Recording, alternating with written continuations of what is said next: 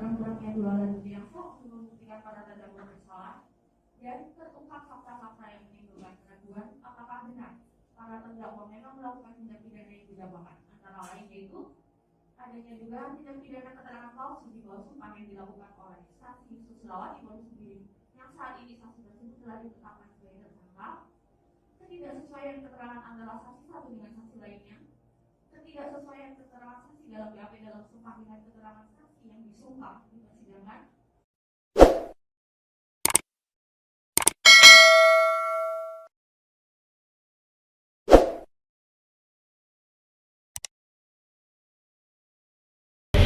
Sidang lanjutan perkara nomor 405 PIT B 2021 PN Stabat dengan terdakwa Sri Ukur Ginting alias Okor Ginting, Rasita Bro Ginting dan Pardian Bro Ginting kembali digelar Majelis Hakim Pengadilan Negeri Stabat di ruang sidang Chandra Jumat 3 September 2021.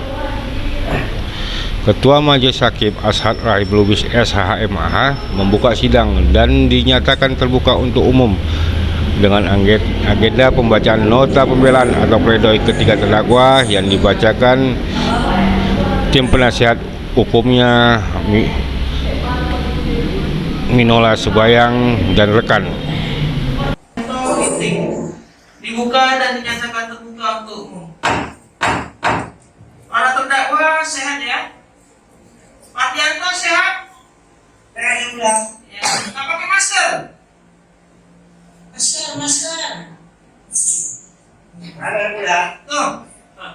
Mana itu orang MP-nya? Petugasnya mana? Ini mulai kami punya. Petugasnya kok nggak pakai masker itu?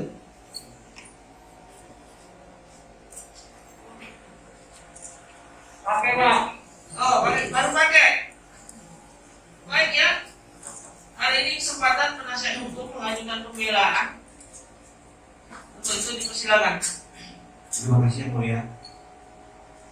Sebelum kami bacakan nota pembelaan atau pledoi kami, ada beberapa hal yang atas izin yang mulia ingin kami sampaikan. Ya.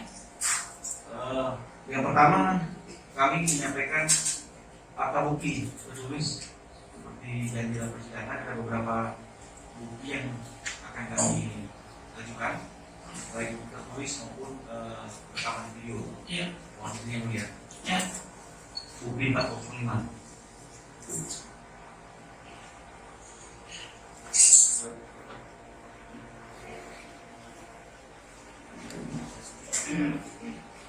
Pengantarnya. Iya, pengantarnya yang mulia.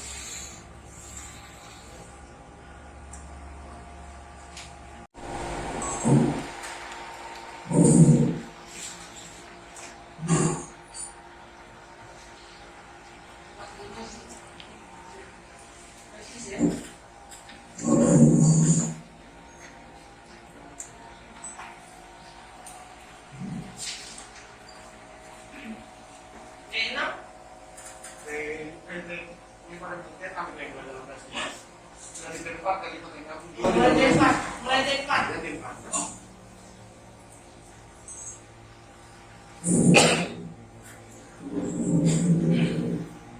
Silakan lanjut. Ya, terima kasih mulia. Yang kedua adalah seperti kita ketahui bahwa dalam persidangan perkara 405 yang mulia telah mengeluarkan penetapan tentang dugaan keterangan palsu yang diberikan oleh saksi Susilawati Urus Miring.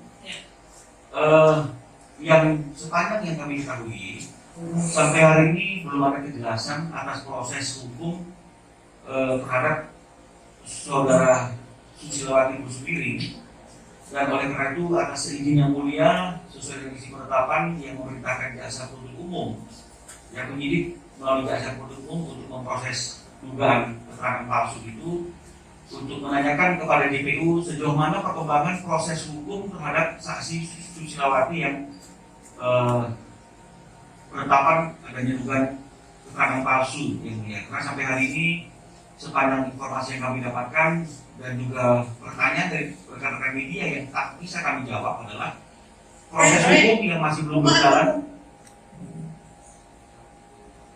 proses hukum yang belum berjalan terhadap Susi, dan saya rasa ini penting untuk dipertanyakan terkait dengan masalah kewibawaan pengadilan dan juga law enforcement penegakan hukum yang tidak berpihak, karena mengingat sebelumnya ada kasus yang juga 242 ini JPU dan penyidik kepolisian segera memprosesnya dan segera melimpahkan perkaranya ke kejaksaan dan kemudian disidangkan. Tapi terhadap perkara penetapan dugaan 242 terhadap Susilawati sampai hari ini hampir 3 minggu belum ada titik terang yang mulia, dan itu kami mohon atas izin yang mulia untuk mempertanyakannya kepada JPU.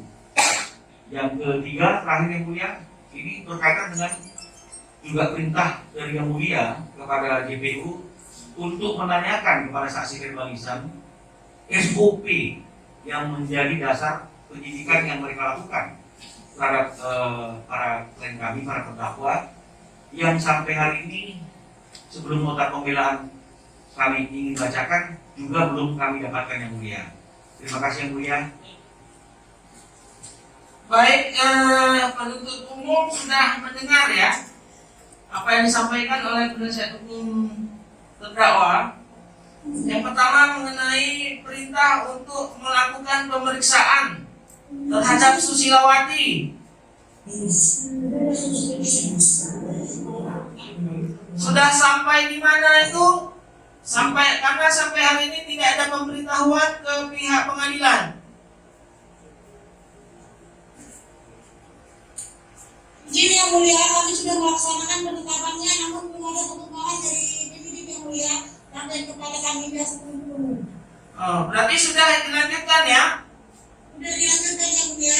Ya, coba nanti konfirmasi sejam sampai di mana itu pelaksanaannya. Iya yang mulia. Baik, yang kedua mengenai SOP. Apakah sudah diterima oleh penuntut umum? Sampai saat ini kami belum menerima SOP tersebut dari penyidik yang mulia. Untuk dipertanyakan nanti ke pihak penyidik. Iya yang mulia. Pada persidangan yang akan datang sudah diterima dan sudah diserahkan kepada majelis. Iya yang mulia, yang mulia. Baik, untuk pertimbangan hukum nantinya, untuk putusan dapat dipahami ya penuntut umum. Iya yang mulia. Baik. Ya, terima kasih yang mulia. Untuk itu izinkan kami akan membacakan nota pembelaan kami untuk perkara 405 yang mulia. Baik, silakan.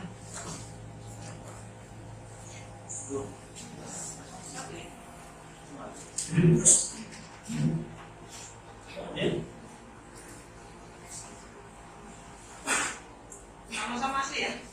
Sama-sama asli? Silakan. Pada yang terhormat Ketua Pengadilan Negeri Selatan atau Majelis Hakim memeriksa perkara dalam nomor 405 dari PIT dari 2021 dari CN Selatan. Dalam hal ini kami bertindak untuk dan atas nama serta sah guna kepentingan terdakwa Seri Upun Ginting, Rasita Baru Ginting, dan Tardianto Ginting. Maka mohon izin yang mulia, maka keberatan itu tidak kami bacakan sebelumnya.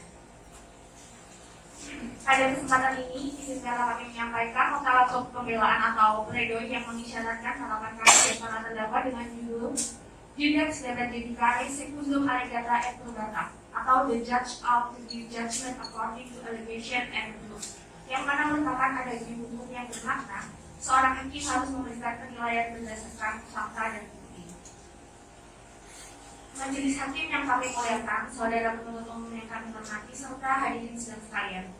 Pertama-tama, puji syukur hendak kami haturkan kepada Tuhan Yang Maha Esa, karena berkat rahmat dan karunia-Nya lah hari ini kami terima nasihat hukum para terdakwa sampai pada nota pembelaan atau pledoi para terdakwa yang telah kami susun dengan baik dan tepat waktu sehingga dapat kami bacakan di hadapan persidangan pada hari ini.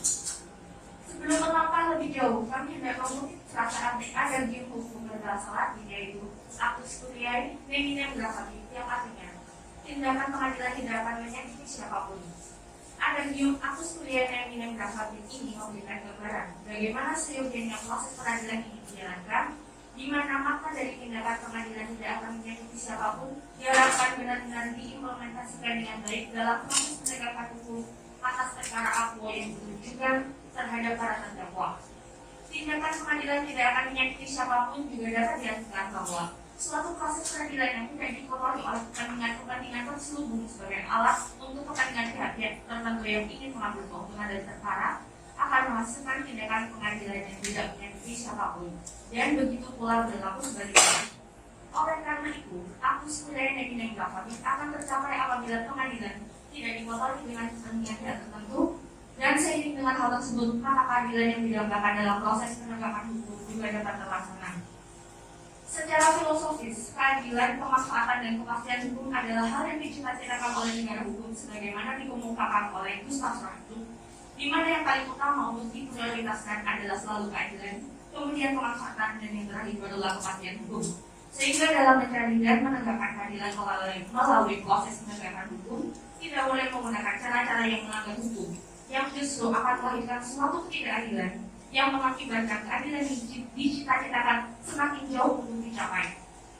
Para terdakwa dalam perkara ini juga merupakan pencari keadilan, dan terhadap setiap orang, termasuk para terdakwa, berlaku asas equality before the law, yang artinya setiap orang sama di hadapan hukum.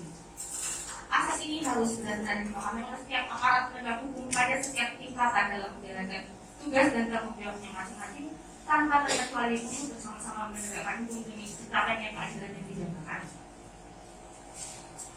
Setelah bersama-sama melalui persidangan dari awal pembacaan surat dakwaan, maka keberatan, tanggapan, jawaban hingga pembuktian dan hingga dibacakannya surat tuntutan. Sesungguhnya telah nampak jelas bahwasanya saudara jaksa penuntut umum tidak dapat membuktikan secara sah dan meyakinkan tindak pidana yang didakwakannya terhadap para terdakwa.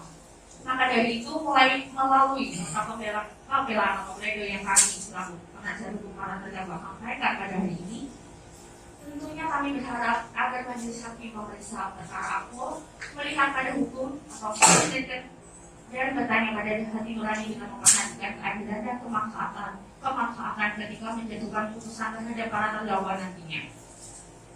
Bahwa sepanjang proses pembuktian atau persidangan tidak ada sekurang-kurangnya 2 alat bukti yang sah untuk membuktikan para terdakwa bersalah, dan terungkap fakta-fakta yang menimbulkan keraguan apakah benar para terdakwa memang melakukan tindak pidana yang didakwakan, antara lain yaitu adanya juga tindak pidana keterangan palsu di bawah sumpah yang dilakukan oleh saksi Susilawati Bono sendiri, yang saat ini saksi tersebut telah ditetapkan sebagai tersangka, ketidaksesuaian keterangan antara saksi satu dengan saksi lainnya, ketidaksesuaian keterangan saksi dalam BAP dalam sumpah dengan keterangan saksi yang disumpah di persidangan, tidak diperiksanya saksi kunci yaitu Kepala Desa Suminta dalam proses penyidikan oleh kepolisian maupun tidak diajukannya surat pemberitahuan nomor 140/1/BBL/P-Romawi/2021 tanggal 17 Mei 2021 dan surat pernyataan Kepala Dusun bersama tanggal 20 Mei 2021 dan hal lainnya yang akan penasihat hukum uraikan kembali satu persatu dalam keseluruhan nota pembelaan atau pledoi ini. Bahwa untuk memutus bersalah atau tidaknya para terdakwa harus didasari dengan sekurang-kurangnya 2 alat bukti yang sah dan adanya keyakinan hakim bahwa terdakwa terbukti secara sah dan meyakinkan bersalah melakukan tindak pidana yang didakwakan. Adapun dengan adanya keterangan saksi yang inkonsisten bertentangan dengan BAP maupun dengan keterangan saksi lainnya, tentu menimbulkan suatu keraguan apakah benar para terdakwa melakukan tindak pidana yang didakwakan. Dengan demikian, sejalan dengan adanya hukum, lebih baik membebaskan 1000 orang yang bersalah daripada menghukum 1 orang yang tidak bersalah. Dan dengan mengedepankan asas presumption of innocence, maka dikarenakan fakta-fakta persidangan telah menunjukkan tidak ada sekurang-kurangnya 2 alat bukti untuk membuktikan tindak pidana pemaksaan yang didakwakan terhadap para terdakwa, dan karena ada hal-hal yang juga menimbulkan keraguan bahwa para terdakwa bersalah, maka kami selaku penasihat hukum para terdakwa berharap seyogianya para terdakwa dapat diputus bebas atau free spark atau setidak-tidaknya lepas melaksanakan alias performing dari semua tuntutan hukum sesuai dengan pasal 191 ayat 2 KUHP. Pendahuluan. Majelis hakim yang kami muliakan, saudara penuntut umum yang kami hormati, serta hadirin sidang sekalian. Nota pembelaan ini disusun dengan tujuan agar majelis hakim pemeriksa perkara dapat bersama-sama melihat perkara ini secara jeli dan objektif, semata-mata dengan tujuan untuk mencari dan menemukan kebenaran material, dan nanti dapat menuangkannya ke dalam pertimbangan amar putusan. Sebagaimana terungkap dalam proses pembuktian, alat bukti yang diajukan oleh saudara jaksa penuntut umum untuk membuktikan dakwaannya ternyata tidak dapat dikabulkan sebagai alat bukti yang sah. Sedikit menyinggung proses penyidikan yang dilakukan sebagai awal mula naiknya perkara ini hingga persidangan. Dalam pembuktian ditemukan fakta-fakta bahwa dugaan tindak pidana yang ditujukan terhadap para terdakwa patut diduga dipaksakan oleh pihak penyidik dan mengabaikan prinsip manajemen penyidikan dalam menentukan status para terdakwa sebagai tersangka. Yang seharusnya penetapan tersangka dalam proses penyidikan didukung dengan sekurang-kurangnya dua alat bukti yang sah sebagaimana diatur dalam ketentuan pasal 184 ayat 1 bab Video Putusan Mahkamah Konstitusi nomor 21 garing PUU strip 12 nomor garing 2012 tahun 2012. Akibat dari dipaksakannya perkara tersebut, para terdakwa harus menjalani proses hukum yang seharusnya tidak perlu dijalani oleh para terdakwa, sekaligus menjadi korban dalam proses penegakan hukum itu sendiri. Penyidik maupun saudara jaksa penuntut umum telah mengabaikan prinsip presumption of innocence maupun prinsip due process of law, sehingga para terdakwa harus menjadi terdakwa atas dugaan tindak pidana yang ternyata sesungguhnya perkara yang dituduhkan sedari awal tidaklah layak untuk diproses. Dari pembuktian yang dia lakukan oleh saudara jaksa penuntut umum untuk memperjelas bahwa sesungguhnya perkara ini tidaklah layak dilakukan untuk P21 oleh kejaksaan, apalagi untuk disidangkan dalam persidangan. Saksi-saksi yang diajukan memberikan keterangan yang berbeda mengenai peristiwa hukum yang dialaminya. Keterangan saksi-saksi tidak saling bersesuaian antara saksi yang satu dengan saksi yang lainnya, dan keterangan yang disampaikan saksi dalam persidangan berbeda dengan yang ada pada berita acara penyidikan atau berita acara pemeriksaan saksi sendiri. Padahal, kedua keterangan tersebut sama-sama diberikan di bawah sumpah oleh saksi-saksi yang berlanjut akan satu persatu penasihat hukum uraikan dalam nota pembelaan atau pledoi ini. Bahkan yang lebih mencengangkan, sebagaimana dalam persidangan saksi pelapor yaitu Susilawati Baru Sembiring memberikan keterangan yang bertolak belakang dengan apa yang disampaikannya dalam BAP. Salah satu keterangan yang bertolak belakang dan berbeda adalah keterangan mengenai caci maki yang dalam BAP di bawah sumpah dikatakan oleh saksi Susilawati Baru Sembiring bahwa terdakwa Rasita Baruginting mengakibatkan saksi Susilawati, sehingga berakibat terdakwa Rasita ditangkap dan ditahan oleh polisian dan pada saat sedang membuat laporan ke kepolisian atas dugaan tindak pidana penyerangan yang dilakukan ratusan warga di rumahnya. Hingga saat ini menjadi terdakwa dalam perkara aku. Bahwa namun dalam pembuktian persidangan secara gamblang dari awal saksi Susilawati Baru sendiri mengatakan bahwa terdakwa Rasita Baruginting sama sekali tidak memaki-maki saksi Susilawati Baru sendiri. Jawaban ini berkali-kali diulang dan dipertegas dalam persidangan. Padahal, keterangan dalam BAP saksi tersebutlah yang membuat terdakwa Rasita menjadi kesakitan, ditetapkan sebagai tersangka, terdakwa dan harus ditahan di rumah tahanan untuk menjalani proses persidangan. Dan terdakwa Rasita Baruginting terpaksa berpisah dari anaknya yang masih di bawah umur, yang berusia 6 tahun. Keterangan yang bertolak belakang tersebut seluruhnya disampaikan oleh saksi Susilawati Baru Sembiring di bawah sumpah, baik dalam berita acara sumpah di tingkat penyidikan maupun di bawah sumpah yang diambil dalam persidangan. Sehingga dalam persidangan yang berikutnya, yaitu pada hari Jumat 13 Agustus 2021, saksi Susilawati Baru Sembiring telah ditetapkan sebagai tersangka memberikan keterangan palsu di bawah sumpah sebagaimana diatur dalam pasal 22 KUHP oleh Majelis Hakim Pemeriksa Perkara Aku. Bahwa fakta lainnya yang terungkap dalam persidangan adalah saksi Suniklat selaku kepala desa Besilam yang merupakan saksi kunci dalam tindak pidana yang didakwakan terhadap para terdakwa tidak pernah dipanggil dan dimintai keterangannya melalui BAP oleh penyidik dalam perkara ini, sehingga berkas perkara dilimpahkan oleh penyidik kepada kejaksaan. Padahal Suniklat merupakan saksi kunci yang juga berada pada tempat kejadian perkara, dan dalam keterangan yang ada persidangan, Suniklat secara tegas mengatakan tidak ada keributan ataupun pemukulan terhadap ibu-ibu. Selain itu, dalam melakukan penyidikan terhadap para terdakwa, patut diduga penyidik juga mengabaikan ketentuan dalam KUHP dan Perkara Polri nomor 6 tahun 2019 tentang manajemen penyidikan tindak pidana dalam menangani proses penyidikan, sehingga dalam proses penegakan hukum hingga perkara ini disidangkan di Pengadilan Negeri Sabar akhirnya terungkap dalam pembuktian bahwasannya para terdakwa patut diduga tidak bersalah melakukan tindak pidana yang didakwakan oleh saudara jaksa penuntut umum. Berdasarkan fakta hukum yang terungkap dalam pembuktian, kami selaku tim penasihat hukum sampai pada kesimpulan bahwa para terdakwa tidak terbukti secara sah dan meyakinkan melakukan tindak pidana sebagaimana didakwakan oleh saudara jaksa penuntut umum. Oleh sebab itu kami mohon kepada Yang Mulia Majelis Hakim yang mengadili perkara aku untuk menjadikan uraian fakta hukum yang akan kami sampaikan lebih lanjut dalam nota pembelaan atau pledoi ini sebagai dasar bagi Majelis Hakim untuk membuat pertimbangan dan menuangkannya dalam putusan yang adil bagi para terdakwa. Bahwa kami yakin Majelis Hakim memeriksa perkara akan melihat dan mempertimbangkan fakta hukum yang kami sampaikan yang didasarkan pada keseluruhan proses dan pembuktian yang telah dilakukan. Tentang surat tuntutan penuntut umum. Setelah membaca dan mencermati surat tuntutan saudara jaksa penuntut umum yang dibacakan dalam persidangan hari Jumat 27 Agustus 2021, ternyata surat tuntutan tidaklah berisi fakta yang terungkap dalam keseluruhan proses pembuktian persidangan, melainkan isi dari surat tuntutan saudara jaksa penuntut umum hanya berisi copy paste apa yang tertuang pada surat dakwaan dan BAP saksi-saksi. Apa yang dituangkan dalam surat tuntutan tersebut mencerminkan seolah saudara jaksa penuntut umum tidaklah benar-benar berkeinginan untuk mengungkap kebenaran material dalam perkara ini.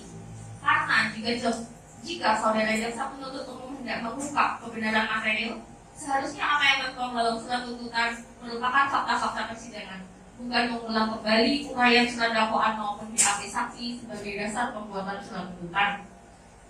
Dalam uraian surat tuntutan, saudara jaksa penuntut umum banyak terdapat ketidaksesuaian dengan fakta yang terungkap dalam persidangan yang menunjukkan bahwa saudara jaksa penuntut umum terkesan hanya ingin memberatkan terdakwa agar dakwaannya terbukti. Dikarenakan surat tuntutan saudara jaksa penuntut umum tidak dibangun berdasarkan fakta persidangan, maka karena itu perkenankanlah kami menjabarkan fakta persidangan yang terungkap sebagaimana dalam nota pembelaan atau pledoi berikut ini. Fakta-fakta persidangan tidak kami bacakan.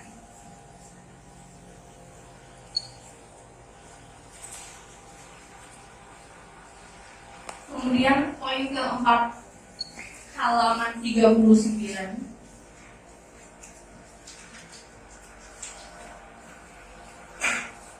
Analisis hukum tentang fakta persidangan. A. Analisis hukum mengenai keterangan saksi-saksi acas di persidangan di bawah sumpah yang tidak bersesuaian satu dengan yang lainnya maupun dengan BAP di bawah sumpah, sehingga patut diduga saksi-saksi melakukan dan tidak memberikan keterangan palsu. Pada proses pembuktian dalam persidangan, saksi-saksi yang dihadirkan oleh saudara jaksa penuntut umum, yaitu saksi Susilawati Borosumbiring atau pelapor, saksi Sumaini, saksi Hesti Damiati alias Hesti, dan saksi Maulita alias Sita memberikan keterangan di bawah sumpah.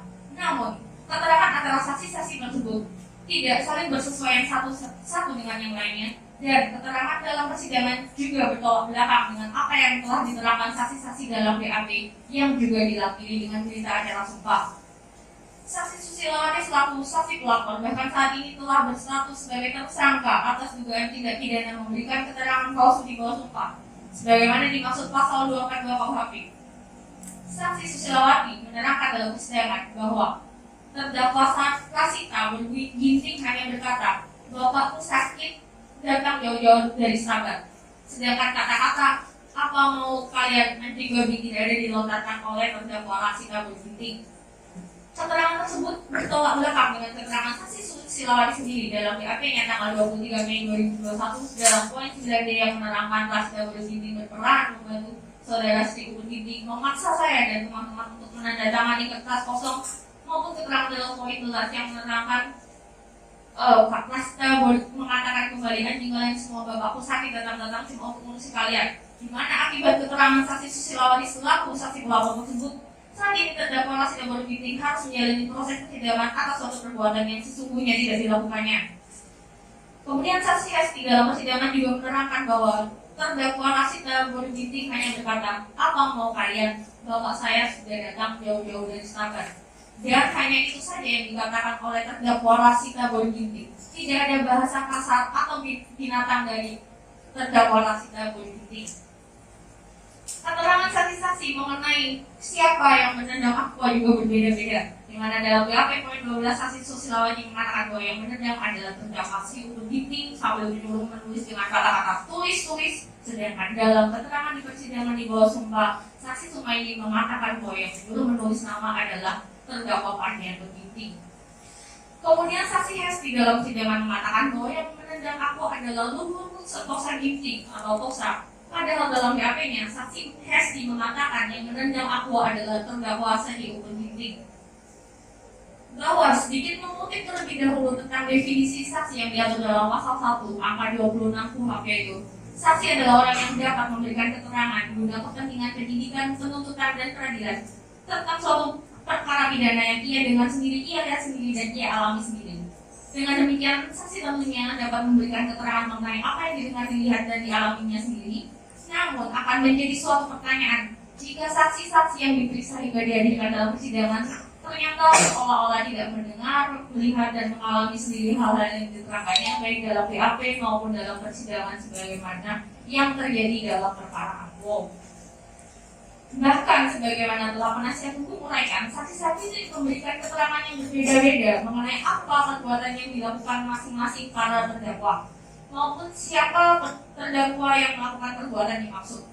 Saksi-saksi dalam persidangan tidak mampu menerangkan secara jelas mengenai suatu peristiwa atau kejadian yang sama. Bahkan dalam proses persidangan menyampaikan kesaksiannya secara jelas. Atas hal tersebut menimbulkan pertanyaan selanjutnya yaitu apakah benar terjadi tindak pidana yang didakwakan terhadap para terdakwa itu.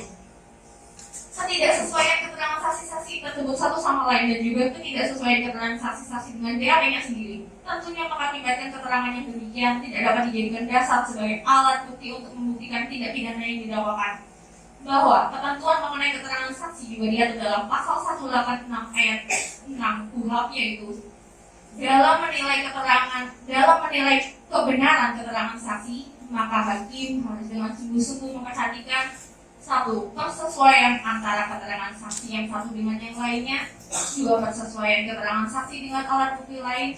3. Alasan saksi memberi keterangan tertentu. Dan yang keempat, cara hidup dan kesusilaan dan hal-hal lain yang pada umumnya dapat mempengaruhi apakah keterangan itu dapat dipercaya atau tidak. Dengan demikian jelas bahwa persesuaian antara keterangan saksi-saksi adalah hal yang krusial untuk menilai keabsahan keterangan saksi dalam persidangan. Bahwa sementara itu dalam perkara aku, keterangan saksi dalam persidangan di bawah sumpah berbeda dengan keterangan yang disampaikan saksi dalam BAP yang juga diberikan berita adalah sumpah.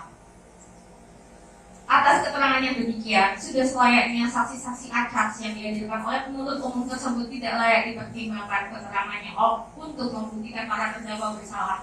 Keterangan yang berubah-ubah dan berbeda mengenai materialnya membuat tindak pidana yang didakwakan menjadi tidak terang sekaligus menimbulkan pertanyaan apakah memang benar tindak pidana tersebut terjadi ataukah tidak.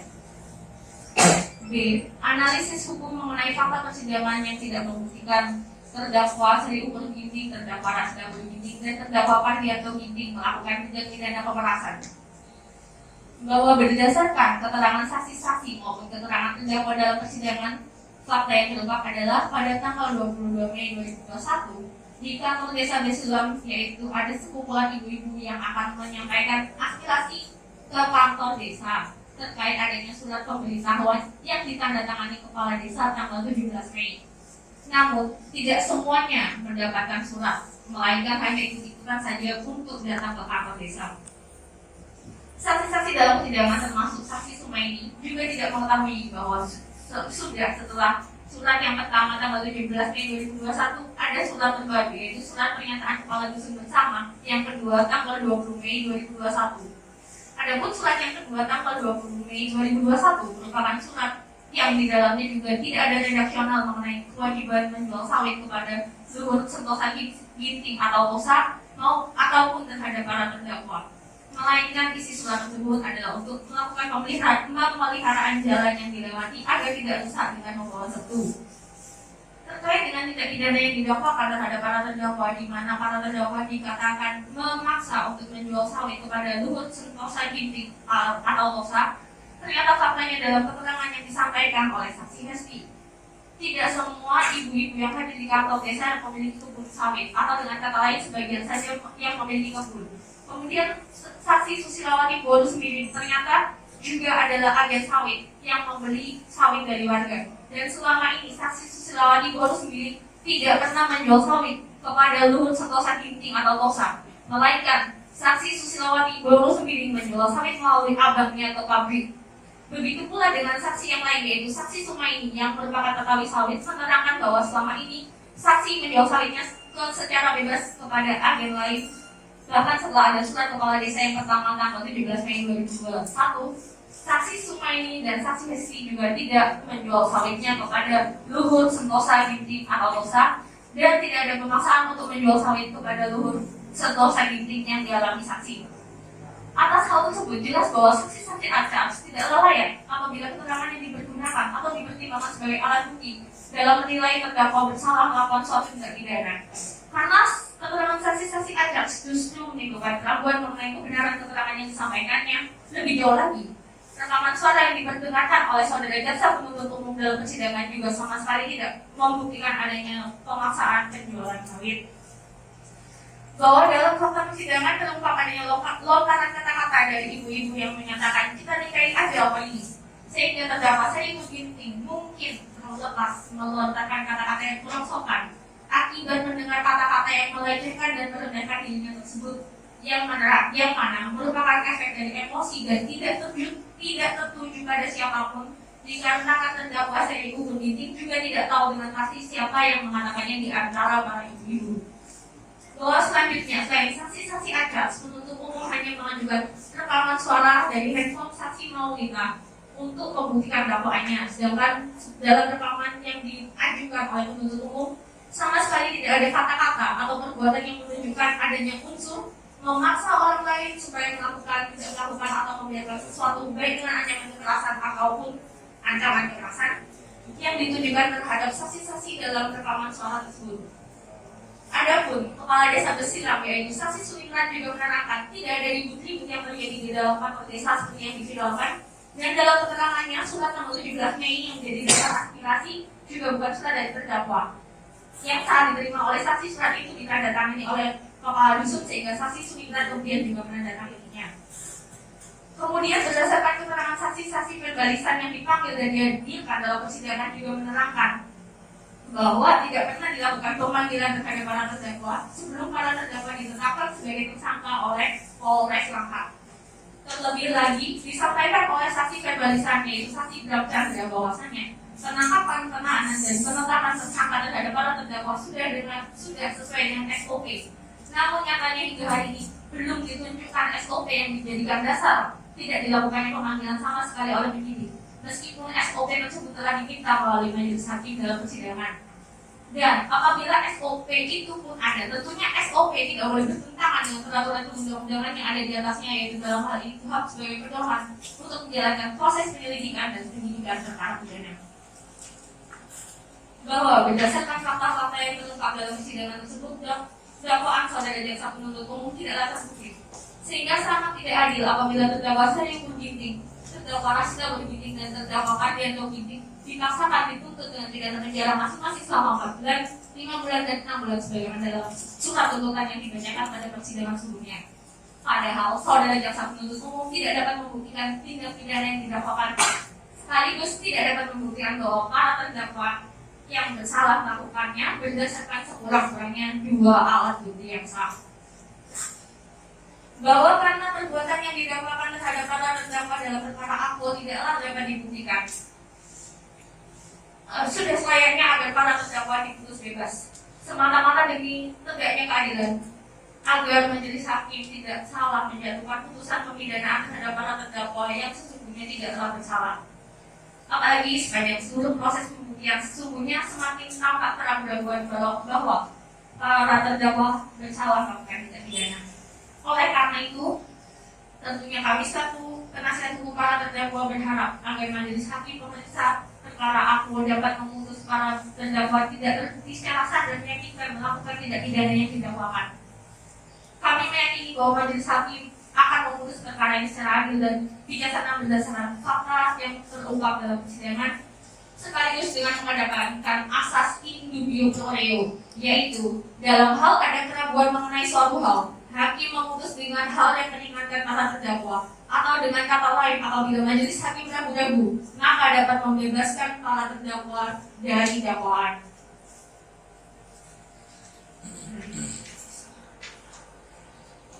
Kelima, halaman 44, analisis yuridis. Majelis hakim yang kami muliakan, saudara penuntut umum yang kami hormati, serta hadirin sidang sekalian. Sebelum membahas pokok dari analisa yuridis, perkenankanlah kami membantah analisa yang dikemukakan saudara jaksa penuntut umum dalam surat tuntutan. Kami berpendapat bahwa analisa yang dibuat oleh penuntut umum tidaklah terbukti dan sejalan dengan adem yang sebelumnya juga telah kami sampaikan dalam institusi kami, yaitu Judicial Settlement Language atau The Judge is the Speaking Law atau sang hakim ialah hukum yang berbicara. Biarlah setelah membaca analisa yuridis dalam bagian ini, majelis hakim memeriksa perkara akwa selaku hukum yang berbicara dapat mempertimbangkan fakta hukum yang terlengkap dalam persidangan yang kami uraikan melalui analisa yuridis ini sebagai dasar untuk menyatakan bahwa unsur-unsur pasal yang didakwakan dan dituntut dalam surat tuntutan penuntut umum tidak terbukti secara keseluruhan. Terdakwa Sayyidul Ginting, Hasita Ginting dan terdakwa Kardianto Ginting didakwa dan dituntut oleh saudara jaksa penuntut umum sebagaimana berikut, yaitu pasal 335 ayat 1 ke 1 junto pasal 55 ayat 1 ke 1 KUHP. Adapun rincian unsur-unsur yang termaktub dalam setiap pasal yang didakwakan dan dituntut oleh saudara penuntut umum adalah sebagai berikut. 1. Barang siapa?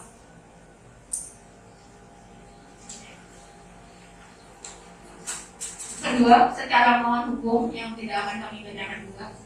Unsur yang ketiga, memaksa orang lain supaya melakukan, tidak melakukan, atau membiarkan sesuatu. Unsur memaksa orang lain supaya melakukan, tidak melakukan, atau membiarkan sesuatu tidak terpenuhi berdasarkan fakta-fakta yang terungkap dalam persidangan sebagaimana berikut.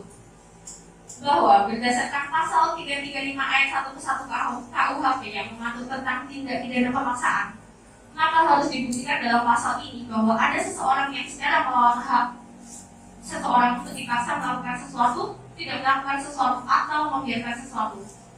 Unsur memaksa orang lain haruslah dibuktikan terlebih dahulu dengan adanya perbuatan yang memaksa, di mana yang dimaksud dengan memaksa adalah menyuruh orang untuk melakukan sesuatu atau tidak melakukan sesuatu hingga orang tersebut melakukan sesuatu yang berlawanan dengan kehendaknya sendiri. Memaksa orang lain juga dapat diartikan dengan melakukan upaya tertentu agar orang lain melakukan tindakan sebagaimana yang dimaksud dengan melakukan sesuatu. Perbuatan memaksa yang didakwakan dalam perkara ini adalah memaksa untuk menjual sawit yang dituduhkan dilakukan oleh para terdakwa. Namun berdasarkan fakta persidangan tidak pernah terbukti secara sah dan meyakinkan bahwa para terdakwa melakukan pemaksaan baik dengan kekerasan ataupun dengan ancaman kekerasan agar masyarakat menjual sawitnya kepada Luhur Sentosa Ginting atau Tosa. Adapun hingga hari ini masyarakat termasuk juga saksi Susilawati Boru Sembiring atau saksi pelapor dan para saksi ancas tidak pernah menjual sawit kepada para terdakwa. Pemaksaan yang dimaksud oleh saksi Susilawati Boru Sembiring atau saksi pelapor dan saksi ancas lainnya hanya didasarkan pada surat tanggal 17 Mei dari kepala dusun dan kepala desa, sehingga kemudian para saksi ancas datang dan menyampaikan aspirasi tentang adanya dugaan paksaan menjual sawit tersebut ke kepala desa di kantor desa Besilap, bukan ke terdakwa Sayyidul Ginting. Adapun pada hari itu, peristiwa yang sesungguhnya terjadi adalah keributan, jika memang benar itu ada, dan adanya caci maki yang mana hal tersebut tidaklah masuk pada unsur kekerasan ataupun unsur ancaman kekerasan, melainkan sesungguhnya masuk ke perbuatan yang tidak menyenangkan. Sementara frasa mengenai perbuatan tidak menyenangkan telah dihapus berdasarkan putusan MK nomor 1/PUU 11,3/2013 tahun 2013 sehingga pasal 335 ayat 1 ke 1 KUHP ini tidaklah tepat diterapkan dalam perkara akwa dan dengan telah dinyatakan inkonstitusionalnya frasa perbuatan tidak menyenangkan oleh Mahkamah Konstitusi. Maka unsur pasal 335 ayat 1 ke 1 KUHP tidak ada yang terpenuhi dan para terdakwa tidaklah terbukti bersalah melakukan tindak pidana yang didakwakan tersebut. Berdasarkan BAP maupun fakta persidangan, pemaksaan penjualan sawit tidak pernah terjadi atau tidak pernah dilakukan oleh para terdakwa. Yang ada hanyalah surat tanggal 17 Mei 2021, yang mana dalam surat tersebut ditandatangani para kepala dusun dan ditandatangani kepala desa.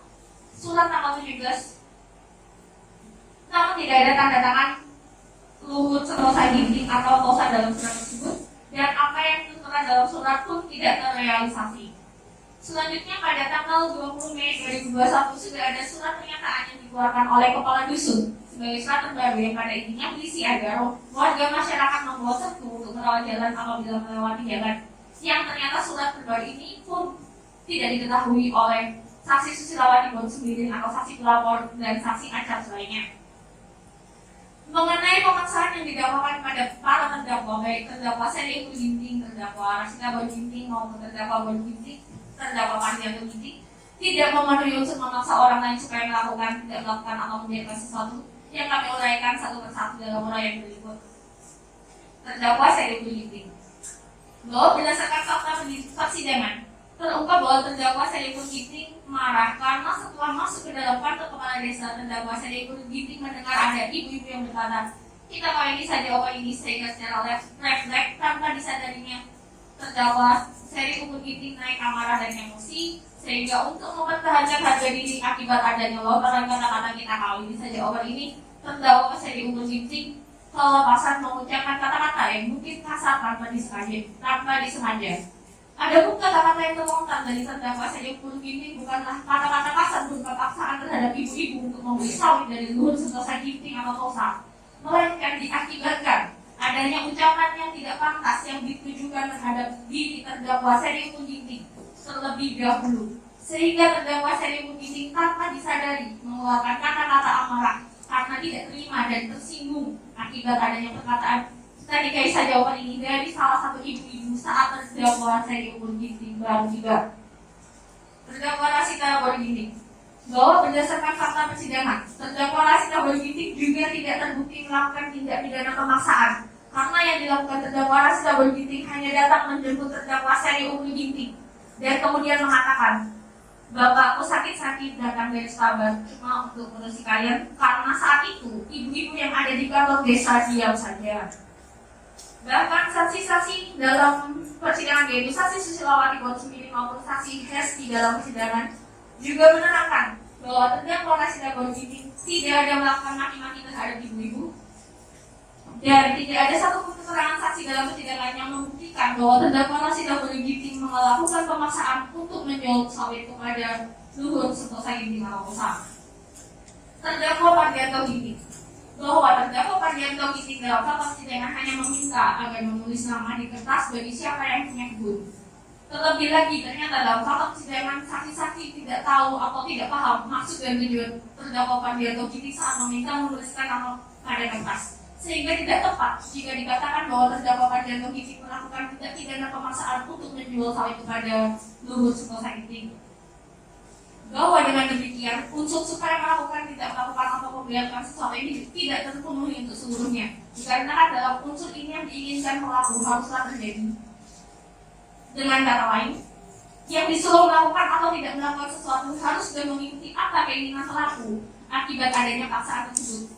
Sedangkan dalam perkara Ahok, dalam tanda kutip para korban tidaklah melakukan paksaan yang dituduhkan dilakukan oleh para terdakwa, sehingga unsur ini tidak dapat dikatakan terpenuhi, dan yang terjadi hanyalah sebatas amarah dikarenakan pada saat terdakwa Seri Ukul Ginting tiba, ibu-ibu malah diam saja, dan mungkin terlontar kata-kata yang kurang sopan dari terdakwa Seri Ukul Ginting untuk mempertahankan harga dirinya akibat adanya perkataan yang merendahkan yang ditujukan terhadap dirinya.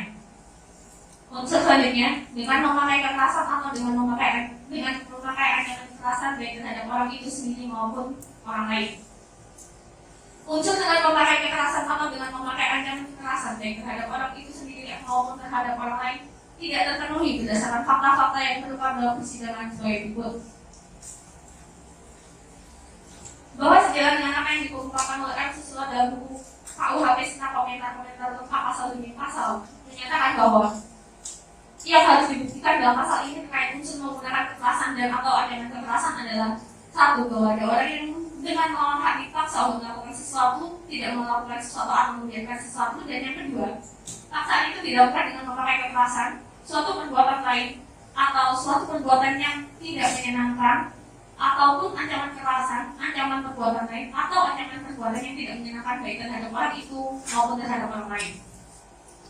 Adapun berdasarkan putusan Mahkamah Konstitusi nomor 1 dari PUU strip 11,3/2013 tahun 2013 selasa mengenai sesuatu perbuatan lain maupun perlakuan yang tak menyenangkan dalam ketentuan pasal 335 ayat 1 KUHP bertentangan dengan Undang-Undang Dasar 1945 dan telah dinyatakan tidak mempunyai kekuatan hukum mengikat.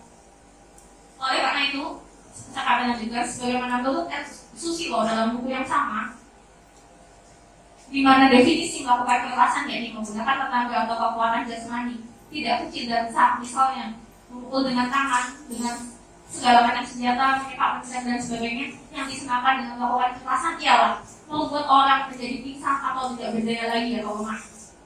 Mengacu pada pengertian tersebut, maka jelas bahwa para terdakwa, baik terdakwa Seri Umur Ginting, terdakwa Rasita Baru Ginting, dan terdakwa Pardianto Ginting tidak terbukti melakukan kekerasan sebagaimana dimaksud dalam unsur dengan memakai kekerasan, dikarenakan berdasarkan fakta persidangan dalam perkara Akmo tidak ada kekerasan yang dilakukan oleh para terdakwa terhadap para ibu-ibu. Demikian juga dengan unsur ancaman kekerasan yang didakwakan dan dituntut terhadap para terdakwa tidaklah terbukti karena berdasarkan fakta persidangan tidak ada ancaman kekerasan dalam bentuk apapun yang dilakukan para terdakwa terhadap ibu-ibu yang hadir di kantor desa Silang pada 22 Mei 2021. Bahwa yang terjadi hanyalah terdakwa Seri Umur Ginting tanpa sengaja mungkin melontarkan kata-kata yang tidak sopan, dikarenakan saat masuk ke dalam kantor desa ada ibu-ibu yang mengatakan kita nikahi aja opor ini biar di saat kumpulnya, sehingga terdakwa Seri Umur Ginting emosi dikarenakan merasa terhina dan dilecehkan akibat adanya perkataan tersebut.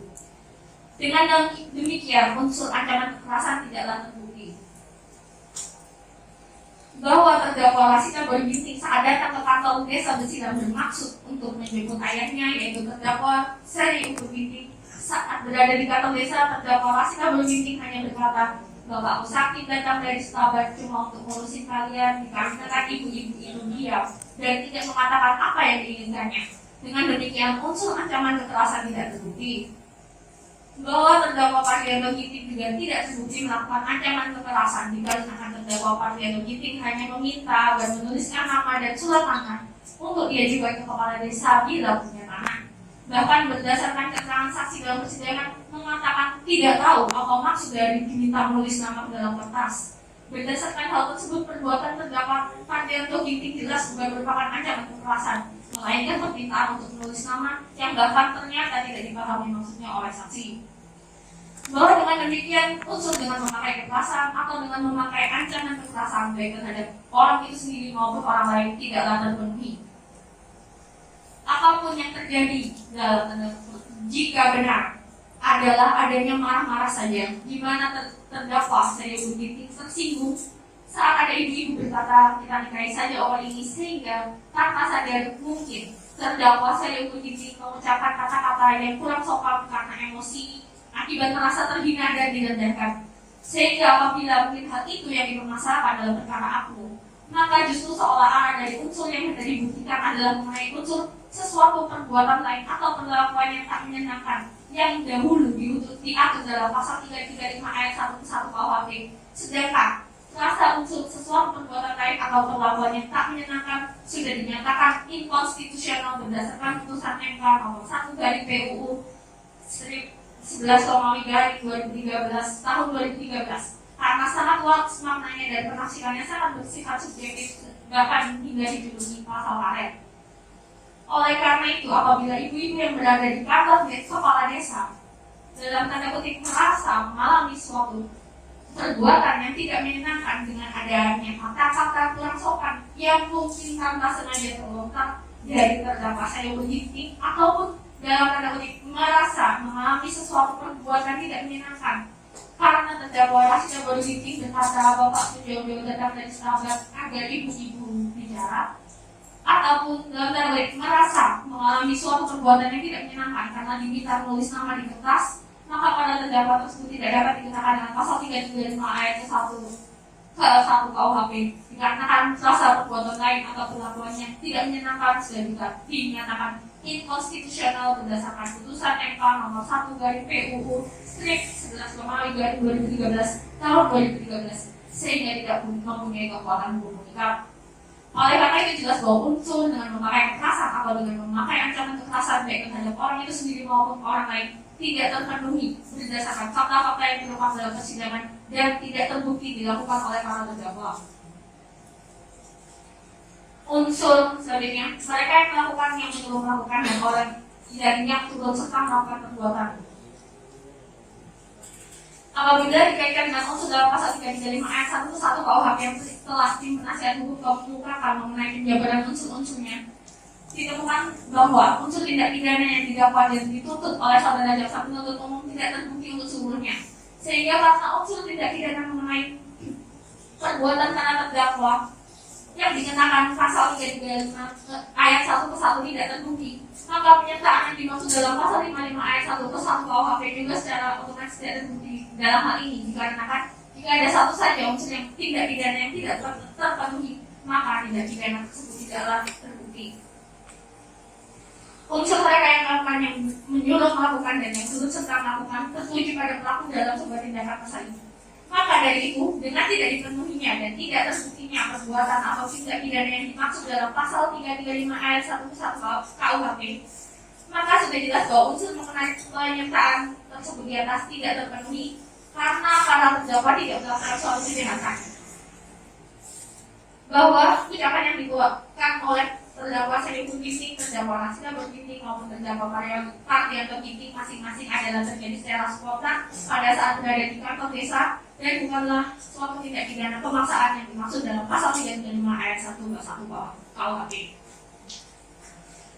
Bahwa berdasarkan fakta persidangan, penyertaan sebagaimana dimaksud dalam pasal 55 ayat 1 ke 1 KUHP yang didakwa dan dituntut terhadap para terdakwa secara nyata tidak terbukti untuk seluruhnya, baik mengenai siapa yang melakukan, siapa yang menyuruh melakukan, atau siapa yang turut serta melakukan. Dikatakan seluruh unsur dalam pasal 335 ayat 1 ke 1 tentang tindak pidana pemaksaan juga tidak terpenuhi dan tidak dapat dibuktikan oleh saudara jaksa penuntut umum. Oleh karena itu, unsur-unsur elemen tidak pidana berserta apa masing-masing para terdakwa dalam perkara upload tidak terpenuhi oleh untuk seluruhnya dan tidak ada sekurang-kurangnya dua alat bukti yang sah untuk membuktikan para terdakwa bersalah melakukan tindak pidana yang didakwa dan dituntut oleh saudara jaksa penuntut umum terhadap para terdakwa. Penutup, majelis hakim yang kami muliakan, saudara penuntut umum yang kami hormati serta hadirin sidang sekalian. Pada bagian terakhir di nota pembelaan atau pledoi yang kami ajukan selaku tim penasihat hukum terdakwa Syaiful Ginting, terdakwa Rasita Berginting, dan terdakwa Pardianto Ginting, kami akan menyampaikan kesimpulan bahwa tidak ada alat bukti yang sah sebagaimana dimaksud dalam pasal 184 KUHP yang membuktikan para terdakwa tersebut terbukti secara sah dan meyakinkan melakukan tindak pidana pemaksaan sebagaimana dimaksud pasal 335 ayat 1 ke 1 junto pasal 55 ayat 1 ke 1 KUHP. Segala materi yang kami sampaikan dalam nota pembelaan merupakan usaha kami untuk memberikan pertimbangan kepada majelis hakim yang didasari dengan fakta yang terungkap dalam persidangan dan berdasarkan hukum yang berlaku. Kami selaku penasihat hukum para terdakwa menaruh harapan kepada majelis hakim agar dapat melihat kebenaran yang telah kami uraikan atas perkara ini, sehingga kebenaran material yang bersama-sama dicari sepanjang pemeriksaan perkara dapat terwujud dan tercermin dalam putusan yang diambil oleh majelis hakim pemeriksa perkara upload. Berdasarkan uraian yang telah kami sampaikan, maka kami selaku penasihat hukum terdakwa Syaiful Ginting, terdakwa Rasita Berginting, dan terdakwa Pardianto Ginting memohon kepada majelis hakim untuk memutuskan: 1. Menyatakan terdakwa Syaiful Ginting tidak terbukti secara sah dan meyakinkan bersalah melakukan tindak pidana sebagaimana didakwakan jaksa penuntut umum dalam surat dakwanya. 2. Menyatakan terdakwa Rasita Berginting tidak terbukti secara sah dan meyakinkan bersalah melakukan tindak pidana sebagaimana didakwakan penuntut umum dalam surat dakwanya. 3. Menyatakan terdakwa Pardianto Ginting tidak terbukti secara sah dan meyakinkan bersalah melakukan tindak pidana sebagaimana didakwakan penuntut umum dalam surat dakwanya. 4. Membebaskan atau freeze terdakwa Syaiful Ginting, terdakwa Rasita Berginting, dan terdakwa Pardianto Ginting sesuai dengan pasal 191 ayat 1 KUHP atau setidak-tidaknya melepaskan obstacle aliran performing dari semua tuntutan hukum sesuai dengan pasal 191 ayat 2 KUHP. 5. memulihkan terdakwa Sadio Ginting, terdakwa Pandianto Ginting, dan terdakwa Rasita Ginting dalam hal kemampuan kedudukan harta dan martabatnya. Keenam, membebankan biaya perkara kepada negara. Atau apabila majelis hakim memeriksa aku berpendapat lain, mohon putusannya seadil-adilnya. Ex equo itu. Dengan dikabulkannya nota pembelaan atau pledoi kami penasihat hukum terdakwa Sadio Ginting, terdakwa Rasita Ginting, dan terdakwa Pandianto Ginting mengucapkan terima kasih. Sabat 3 September 2021, tim penasihat hukum para terdakwa Dr. Minola Segayan SH, MH, Fani SH, dan Edo Rahadian SH. Demikian yang boleh untuk para Pak Kusumino. Baik ya, itu tadi pembelaan yang diajukan, disampaikan oleh penasihat hukum terdakwa. Sudah didengar ya, baik terdakwa maupun penuntut umum. Terhadap nota pembelaan tersebut, apakah penuntut umum akan menanggapi? Izin yang mulia, kami akan menanggapi untuk pembelaan dari penasihat hukum.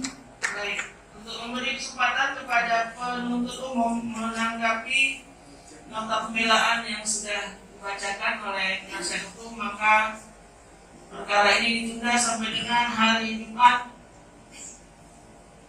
tanggal 10 September 2021 jam 9.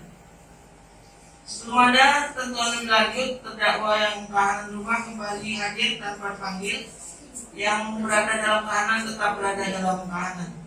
Demikian sidang ditutup.